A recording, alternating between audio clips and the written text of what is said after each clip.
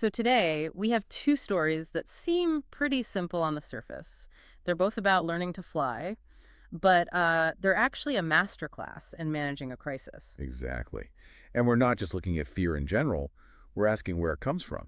Right. Is it something internal, self-doubt, or is it from some huge, overwhelming external problem? And that's really the core of this deep dive.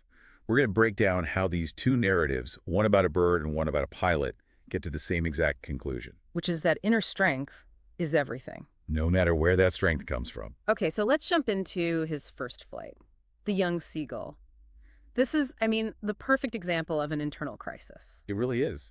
The bird wasn't worried about the weather or predators. No, not at all. He was just completely paralyzed by a lack of self-trust. He was convinced his wings just wouldn't work. Even though he watched his brothers and sisters do it perfectly fine. Yeah, they were flying fearlessly. And what's so fascinating is how the family responds.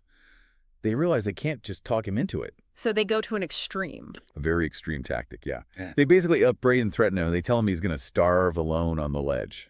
That feels harsh. Is the lesson here that you need emotional abuse to find courage? Well, I don't see it as a lesson in parenting so much as a lesson in forced necessity. The real change happens when he sees his mother with that piece of fish. Ah, the hunger. He'd been starved. Since the night before. Mm. And that hunger, that survival instinct, it just overrode the fear. He jumps, Yeah. and for a second there's that monstrous terror as he falls, But then his instincts kick in. and his wings spread out. It shows that sometimes to achieve true mastery, you have to take that plunge before you feel safe. Okay, so from that internal psychological battle, we switch to Black Airplane. This is completely different. A total shift. The pilot is on a routine flight just going from France to England, and then he hits these clouds. And they're described as looking like black mountains. It's not just weather, it's an obstacle. And suddenly everything just goes completely black. He's lost all control. It's a classic external crisis. Right. And think about the mental pressure there. He can't get any radio signals, his instruments are useless, and crucially, the fuel tank was low. He had no good options left. His skill Yeah. as a pilot didn't matter anymore. Exactly. And then, this is the strange part. He sees it, another plane. An aeroplane with no lights on its wings, just Yeah. a black shape in the storm. And he makes a choice. He just decides to trust it. He blindly followed this phantom pilot. It's an act of desperate trust. He had literally nothing else to go on, and it leads him right to the runway, to safety. But then comes the twist. He asks the woman at the control center about the other pilot. And she tells him there was no other aeroplane up there that night, just him.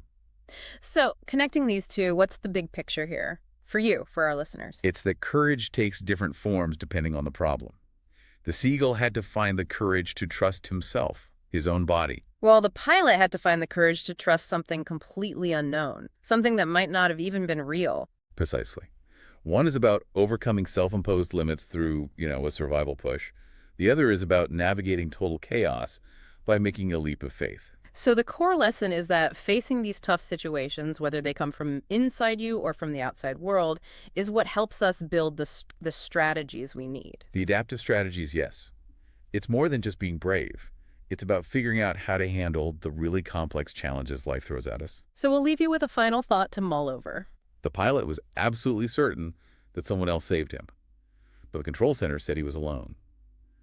So is it possible that when you're in a moment of extreme need, your own determination can, manifest the help you need? Did his mind create the black airplane because that was the only way to survive?